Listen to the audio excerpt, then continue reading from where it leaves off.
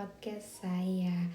Saya Tamia Yahura, dan hari ini kita akan ngobrolin topik yang dekat banget nih dengan kehidupan masyarakat Indonesia, yaitu tentang usaha mikro kecil dan menengah atau bisa dibilang UMKM.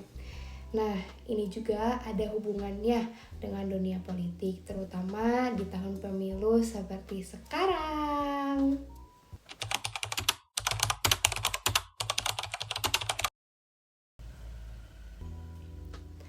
Tahukah Anda, UMKM ini menyumbang lebih dari 60% terhadap produk domestik bruto Indonesia. Bahkan lebih dari 90% lapangan kerja di negeri ini diserap oleh sektor UMKM. Mereka adalah tulang punggung ekonomi Indonesia, terutama saat krisis seperti ketika pandemi COVID-19 melanda. Banyak juga usaha besar yang tutup, tapi UMKM ini tetap bertahan.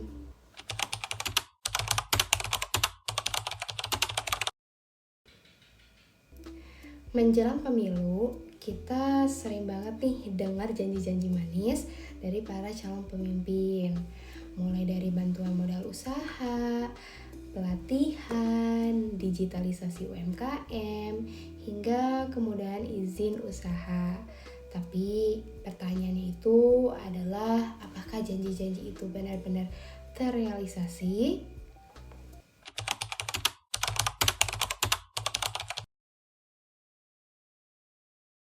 Sayangnya, banyak pelaku UMKM yang mengatakan bahwa mereka belum benar-benar merasakan dampak dari program-program tersebut.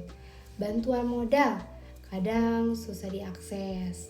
Pelatihan, tidak semua pelaku UMKM bisa ikut karena keterbatasan waktu dan informasi.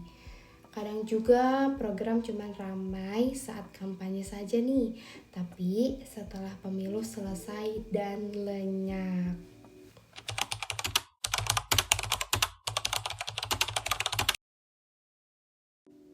Kalau kita ngobrol langsung sama pelaku UMKM, mereka sebenarnya gak muluk-muluk loh untuk harapannya.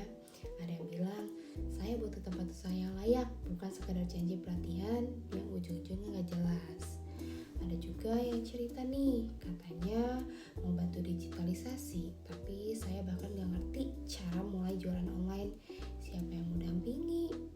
Nah, ini jadi refleksi penting bahwa kadang program pemerintah itu kurang nyambung sama kebutuhan di lapangan. Bukan soal niatnya yang jelek, tapi eksekusinya seringkali gak nyampe ke sasaran nih. Makanya penting banget buat melibatkan UMKM dalam penyusunan kebijakan.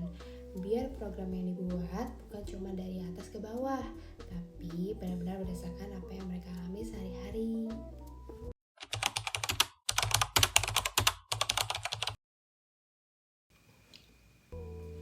UMKM tidak butuh janji, mereka butuhnya aksi nyata loh. Yang mereka harapkan adalah akses modal yang mudah, pelatihan yang tepat sasaran, pendampingan bisnis, serta regulasi yang tidak membingungkan. Dan yang paling penting konsistensi, bukan cuma ramai di tahun politik lalu dilupakan setelahnya. Jadi ini bukan hal yang aneh lagi.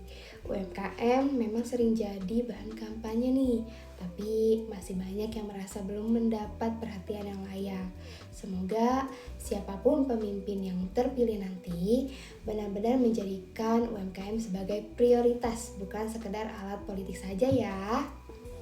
Terima kasih sudah mendengarkan podcast ini.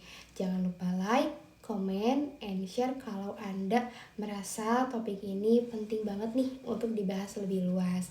Sampai jumpa di episode berikutnya. Wassalamualaikum warahmatullahi wabarakatuh. Bye-bye.